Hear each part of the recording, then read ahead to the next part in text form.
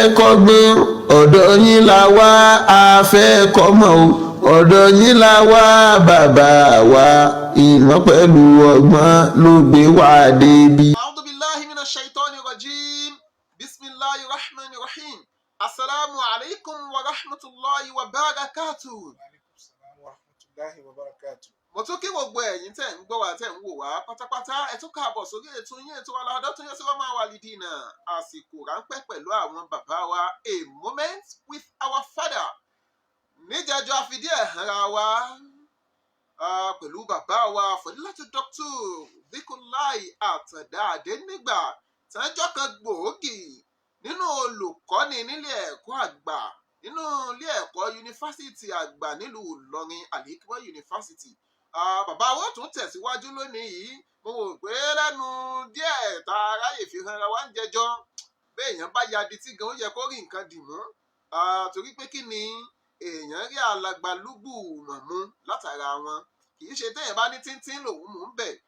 ẹni tí ó pẹ̀ gan àjànàkú nírú wọn tó ń sọ pé mo rí nǹkan fìrí. A tún ti dé lónìí yìí bí idhnillahi láti tún tẹ̀síwájú pẹ̀lú bàbá wa tá a tún lérò pé lágbára Ọlọ́run lónìí yìí a tún gbọ́kọ̀ ń bọ̀ kí ẹ̀kọ́ bí idhnillahi. Bàbá wa ẹ̀ bá ń sálámà sáwọn èèyàn kẹ́ẹ̀tún bá ń dákọ̀ yín. Assalamu alaikum wa rahmatullahi wa barakatuh. Wa alaikum salam wa rahmatullahi wa barakatuh. Ẹ ṣeun bàbá wa níjẹjọ wọ́n ti já mọ̀ bí wọ́n ṣe kẹ́kọ̀ọ́ wọ́n já mọ̀ àwọn nǹkan tójú wọn rí lójú ọ̀nà ẹ̀kọ́ bí wọ́n ṣe ń rìn láti mile 2 lọ sílé ẹ̀kọ́ wọn ìyẹn tí ń bẹ lẹ́kọ̀ọ́ tá a mọ̀ sí LASU bí wọ́n ṣe rìn lọ́jọ́ ọjọ́ nílùú Èkó bí wọ́n ṣe rìn àtàwọn ìgbà míì bíi ká má ráyè jẹun ká má jẹun ọ̀tọ̀ ní gbé èèyàn ráyè jẹun gan kéèyàn má ní tí ó jẹ olówó ni ráyè jẹun tálíkà ni ò ní tí ó jẹ. Ẹ ṣeun bàbá wa kọ́nà jẹ́mi yóò gùn fún wa lónìí mo fẹ́ ká gbàbí wọlé bàbá wa kí ni ìyàtọ̀ tó ń bẹ láàrin àwọn oníkéwù àtijọ́ àti tòde òní. Ẹ ṣé púpọ̀ àwọn oníkéwù tàtijọ́ àti tòde òní ìyàtọ̀ tó wà ó pọ̀. Àkọ́kọ́ ńbẹ̀ ni pé àwọn tàtijọ́ wọ́n fi ọkàn sí kéwù yìí wọ́n sì gbà pé nídìí kéwù yìí àwọn ń sin Ọlọ́run ọba ń bẹ. Allahu Akbar. Nídìí kéwù yìí nídìí kéwù tàtijọ́ wọ́n ní ìbẹ̀rù Ọlọ́run. So látara ìbẹ̀rù Ọlọ́run yẹn wọ́n ń sin Ọlọ́run yẹn gan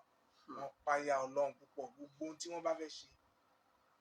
wọ́n ń ṣe nítorí tọlọ́run àti tànà Muhammad sallallahu alaihi wasallam. Ṣùgbọ́n àwọn tèní yìí oníkálukú ń ṣe kéwù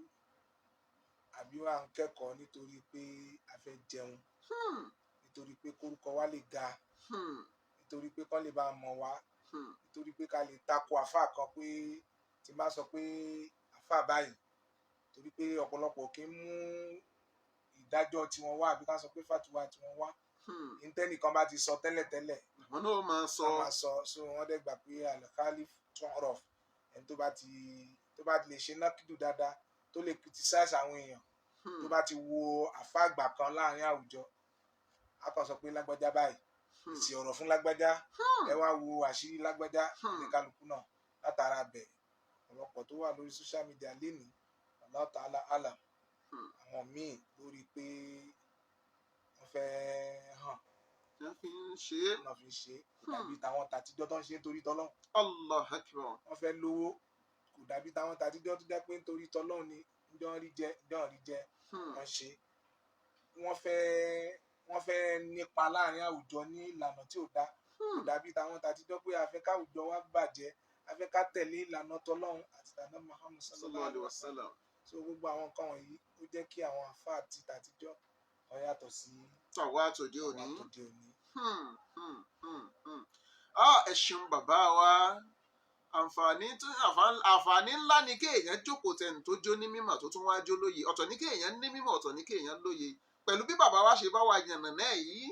ó jẹ́ ká mọ àlàfo tí ń bẹ láàrin àwọn tàtijọ́ àti tòde òní pọ̀ Ọlọ́run ò ní pa náà mọ́lẹ̀ yín bàbá wa ẹ ṣeun gan. Bàbá wa kẹ́yìn ọmọ ló ti yàyàkuyà kẹ́yìn ọmọ ló ti jẹ́ pé kí ni kódà ká mú láti bí ọmọ mùsùlùmí tó jẹ́ pé wọ́n ti yàyàkuyà káàkiri ìgboro ọ̀nà wo lòbí lè gbà tọ́jú ọmọ ẹ̀ tí ò fi ní yàyàkuyà. Ẹ ṣe olótù mo dúpẹ́ lọ́wọ́ yín púpọ̀ gẹ́gẹ́ bí olùkọ́.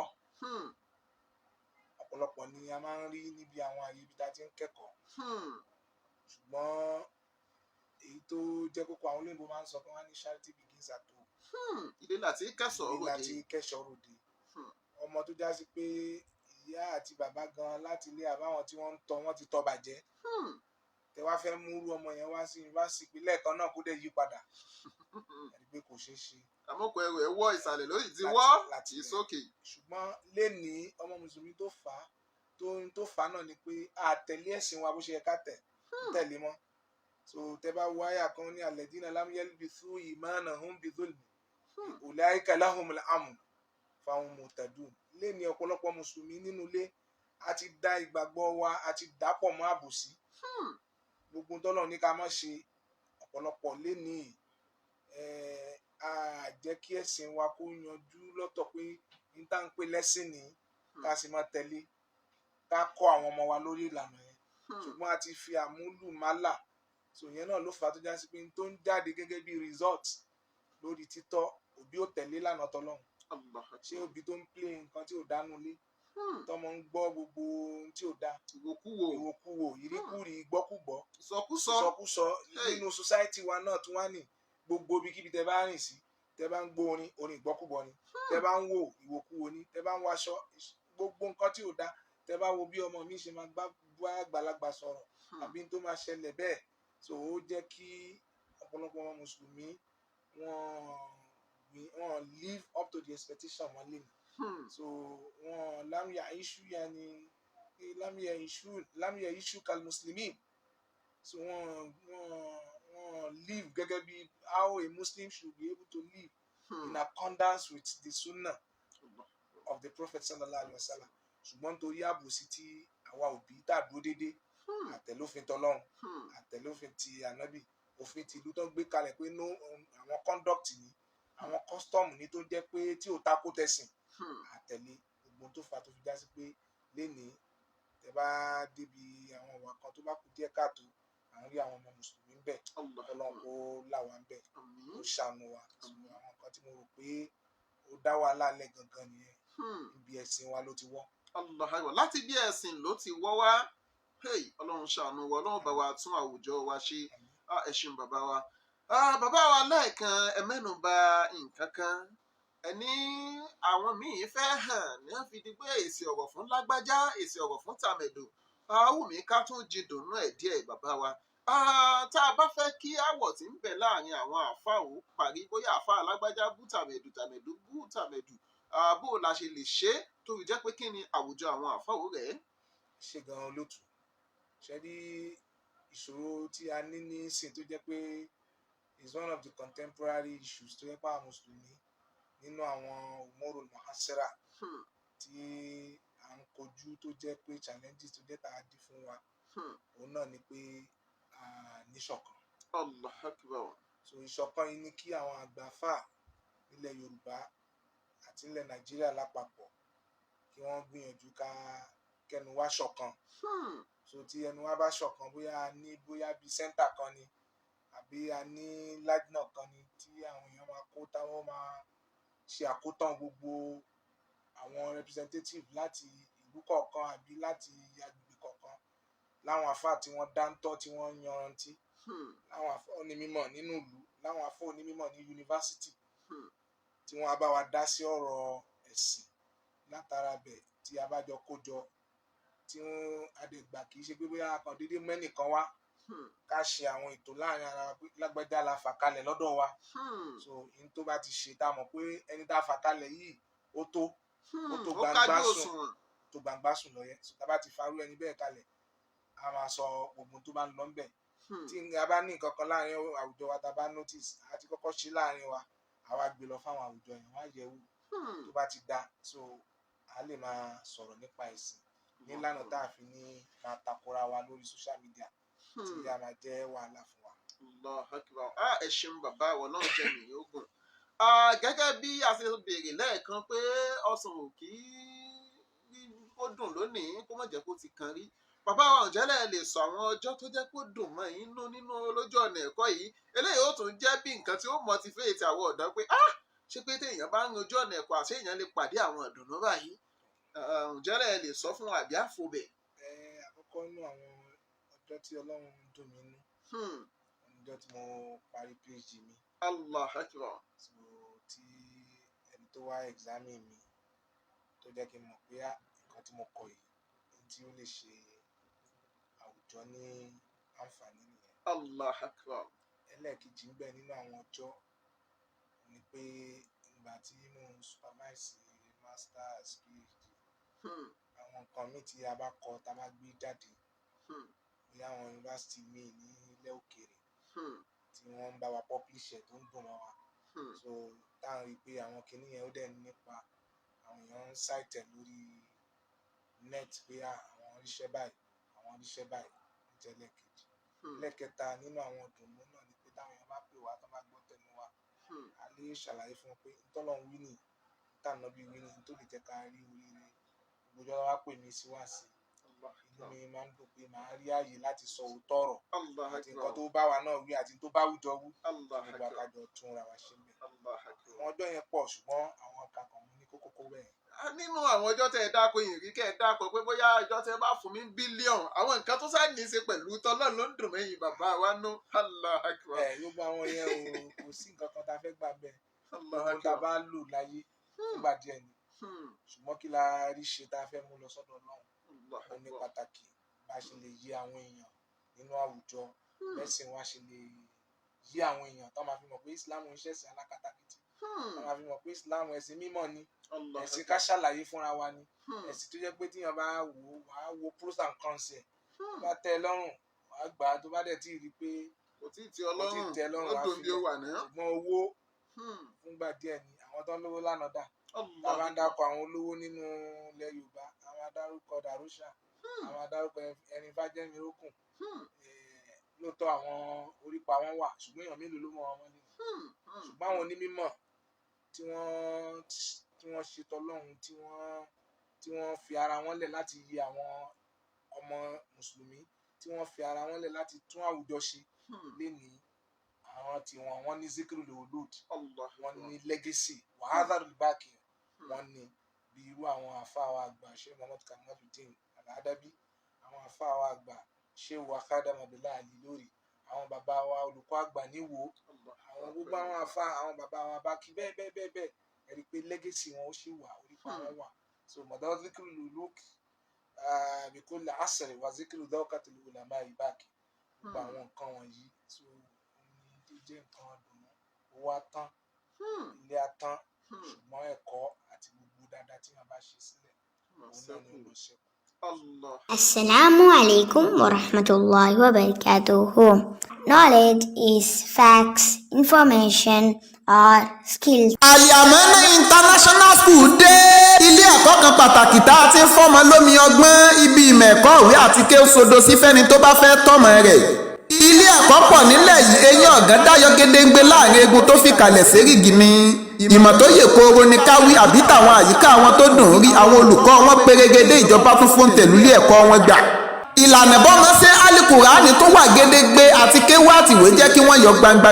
bí àlà. Ìgbanisí yàrá àkàwé láti bẹ̀rẹ̀ pẹ̀pẹ̀ délé ẹ̀kọ́ gíga ń lọ lọ́wọ́ nursery 1 sí 2 àti primary 1 títí dé 5. Ilé ẹ̀kọ́ girama tún bẹ JSS tó fi dórí SS classes ló wà. Nọ́mbà 37 Ògbólúwa street Ọ̀sìmáwá road Láborí Ọlọ́jà Líkòsí Ògìjó nílé ẹ̀kọ́ wọn dúró sí Tandi. Ẹ tún lè kàn sí Gbága road Ẹ̀ríyọ̀ village Ògìjó nípínlẹ̀ Ògùn ni. Bákan náà Múlẹ́rú wá Gbága off Ìkòròdú express road. Ẹ wo olóyè náà ẹ lè kàn sí wọn lágbègbè Mọ́yá Ìkòròdú nípínlẹ̀ Èkó. Ẹ sì lè pè wọ́n sórí àwọn ẹ̀rọ ìbánisọ̀rọ̀ wọ̀nyí 08163548947 tàbí 08034026394 tàbí 07062668227. Bákan náà lẹ lè kàn sí wọn lórí ímeèlì wọn trusted@yahoo.com ní ímeèlì náà. báwa mo fẹ́ mú yín rántí àwọn àkókò tẹ̀ ń kẹ́kọ̀ọ́ lọ́wọ́ bàbá wa ǹjẹ́ nígbà tẹ́ ń kẹ́kọ̀ọ́ lọ́wọ́ àwọn èèyàn kan wà tí ẹ lè gbàgbé lójú ọ̀nà ẹ̀kọ́ yálà bóyá ọ̀rẹ́ ni tàbí fámìlì kan ni ó wù mí tẹ́ ẹ bá lè dákun èèyàn kan àbí méjì nínú ẹ̀ kẹ́ẹ̀sì sọpa tí wọ́n kó lójú ọ̀nà ẹ̀kọ́ yín. àwọn tí mo lè tọ́ka sí pọ̀ rẹpẹtẹ torí pé ẹni tí ò bá ní àfa àbí tí ò bá lélùkọ́ àwọn onímọ̀ máa ń sọ pé ṣètọ́ ni àfa àbí kò jẹ́ nínú àwọn tí mo lè tọ́ka sí kí n kọ́kọ́ gbé tó bọ́ sí pìlẹ̀ mo ní pé ẹni tó supervise mi ní PhD ó jẹ́ ọ̀gá mi ó dẹ̀ tó jẹ́ ọ̀rẹ́ mi ọlọ́run kó bá mi foríjì wọn. àmín àmín. náà ni late professor Abdul-Lateef Mobọ́lájí Adétọ́nà ọlọ́run jẹ́ kí á mọ̀ dá fún àwọn ọmọ ṣiṣẹ́ ní Lagos State University ní LASU ní ọjọ́. ẹlẹ́ẹ̀kejì nínú ẹni tí mo tún rí tó jẹ́ kí n níwọ̀nba nǹkan tá a mọ̀ kọ yìí tó jẹ́ kí n mọ̀ kọ òun náà ni ọ̀gá wa àgbà nílé ẹ̀kọ́ tó wọ́n jẹ́ Gíwá nísìnyí acting vice chancellor ní Kwara State University Kwasu. Allahu Akbar. àwọn náà ni Professor Sheikh Lukman Juma. Allahu Akbar. mi lè gbàgbé àwọn ọ̀gá wa yìí láíláí torí pé nígbà tá à ń ṣe masters wọn kọ́ wa lẹ́kọ̀ọ́ tó pọ̀ wọ́n jẹ́ àmọ́ nǹkan kọ pé ibi yìí wọn kì í wọ́n máa ń sọ̀rọ̀ dáadáa ń bẹ̀ wọ́n á mú pọ́ìntì wa tán bá dẹ̀ ní kó kọ nǹkan wa á rí kọ́ ni gbígbé kó kàn máa sọ ọ̀rọ̀ tí ò ní túmọ̀ so gbogbo àwọn èèyàn ni máa ń sábà sọ fún pé lénìí tí wọ́n bá rí pépà kan tí mo kọ ni àbí bá research kan tí mo ṣe Sheikh Lukman Juma Professor Sheikh Lukman Juma tí wọ́n jẹ́ acting vice chancellor ní Kwasu lénìí mi ò lè gbàgbé wọn nínú ìgbésẹ̀ nínú àwọn àlùfáà tí mo tún lè rántí dáadáa òun náà ni àwọn àlùfáà wa tí mo jáde nílé kéwú lọ́dọ̀ wọn wọn pèlè kéwú yẹn ní Darussalam lẹ́kọ̀ọ́ ó jẹ́ inú àwọn Farul Markazi ilé kéwú yẹn ọlọ́mọba àforíjì àwọn àlùfáà wa náà àwọn náà ni Fadilatu Sheikh Hamzatu Musa Ọládìméjì Al-Gamawi almarhum ọlọ́mọba kẹ́ àwọn àlùfáà wa wọn kọ́ wa lẹ́kọ̀ọ́ tó pọ̀ nínú àwọn àfáà tí mo tún lè dárúkọ àwọn náà ni àfáà wa Sheikh wa Isa Yusuf ládẹjọ bí wọ́n jẹ́ ká mọ̀ nípa bá ṣe ń sin lọ́hùn bá ṣe ń léèyàn ṣe lè súnmọ́ lọ́hùn dáadáa ojú ọ̀nà tí èèyàn fi lè ní takọ́kùbí lọ́la so àwọn àfáà yẹn wọ́n pọ̀ gan ṣùgbọ́n àwọn tí mo lè tẹ́lẹ̀ rántí dákọ̀ wọ́n pọ̀ torí àsìkò ni. tó ọlọ́run bá wa ṣàánú gbogbo wọn wáta ẹni tó ti kúnnú wọn ọlọ́run bá wa foríjì wọn yóò bá fi wọn nú àlìjánnà àwọn tí wọ́n ń bẹ̀ láyọ̀ ọlọ́run jẹ́ nígunlẹ̀ dáadáa. ìdí tí mo fi fẹ́ kẹ́ ẹ̀ dákọ̀ wọn ni pé kí ni bá a bá ń wà lójú ọ̀nà ẹ̀kọ́ gbogbo àwọn tí wọ́n ń ṣùgbà wà pátápátá gbogbo wọn náà lèèyàn ò ní gbàgbé èyí ò máa rántí wọn eléyìí náà ó tún máa jẹ́ kóríyá fún kọ̀ọ̀kan nù wọn tí wọ́n bá ń bá wa pàdé tà ń dákọ̀ wọn. Alhamdulilayi ọlọ́run jẹ́ mi yóò gùn fún wa bàbá wa ọlọ́run jẹ́ láṣẹ pé ọlọ́run ó túbọ̀ mọ́ bá wa ṣàlékún dáadáa fún yín àmín ya Allah àmín ya Allah. àníri jù báyìí lọ lọ́sẹ̀ tó ní títí ìgbà míì tá a mọ̀ pàdé Abdulmajid Abdulfatai Akínọlá lórúkọ tèmi jẹ́ ọ̀pọ̀lọpọ̀ a máa pè mí lákéwì ìdùnnú bàbá wa tẹ́ ń fún wa lómi ìmọ̀ tẹ́ ń fún wa lábẹ́rẹ́ ìmọ̀ tẹ́ ń fún wa lóúnjẹ ìmọ̀ tẹ́ ń wọ̀ wá láṣọ ìmọ̀ láti ìjẹjọ àwọn náà ní bàbá wa Fọdílátù Dr. Asheikh Dhikrullah Àtàndá Adénígbà THOD lọ́wọ́lọ́wọ́ báyìí bí ìdínlá ìkọ́lọ̀ ń túmọ̀ mọ́ ṣàlékún àgbéga fún wọn nílé ẹ̀kọ́ Al-Hikmah University nílùú Ìlọrin títí ìgbà míì tá a máa pàdé. It's an obligation upon every Muslims seeking knowledge for the sake of Allah. ìròyìn ayọ̀ rèé fákẹ́kọ̀ọ́ tó fẹ́ wọlé ẹ̀kọ́ gíga ńlá ìrọ̀rùn ló já sí ẹkú oríire Al-Amanah Institute ti dájọ́sepọ̀ Muhammadu Bello University ní Zaria